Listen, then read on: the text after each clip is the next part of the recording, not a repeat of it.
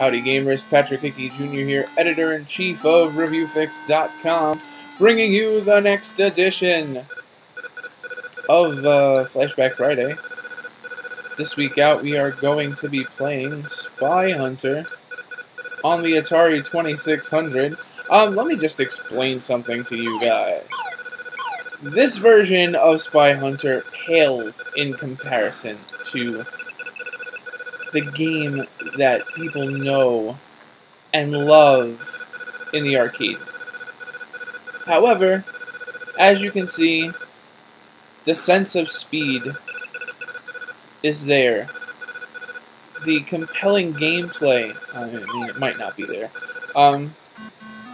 Oh yeah. But it's got music, it's got the core of like what you're looking for Spy Hunter. So again, this is not the version of Spy Hunter that I played as a kid that I fell in love with. The controls are hard, man. Like one button to do everything. I mean, this is rough around the edges, to say the very least. And you're constantly like looking for. There we go. But this is what I want a lot of you guys to understand. There was once upon a time where, if you wanted to play an arcade game, you had to go to the arcade. The technology employed in the arcade was much, much more advanced than anything on a home console market, like on the home console. Like, not even close. It's like, it's something that you really don't think about, but designing a new arcade game is like designing a new console. You know, even though sometimes, you know, you're reusing some engines and stuff like that, a lot of the times these were like created from scratch. There was no assets, there was nothing to kind of like base your prior work on. Some of these guys were just, oh, the guy needs to fly, well, we need to write code for that.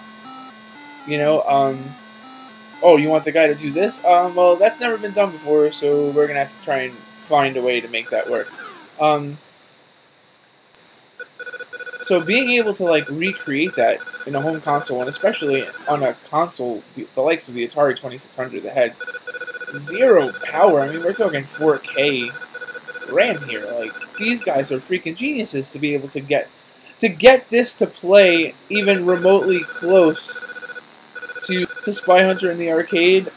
Yeah, that's freaking hard. It's next to impossible. So the thing is, everybody wanted to play arcade games at home. So these guys were trying super hard to try and just get something remotely close.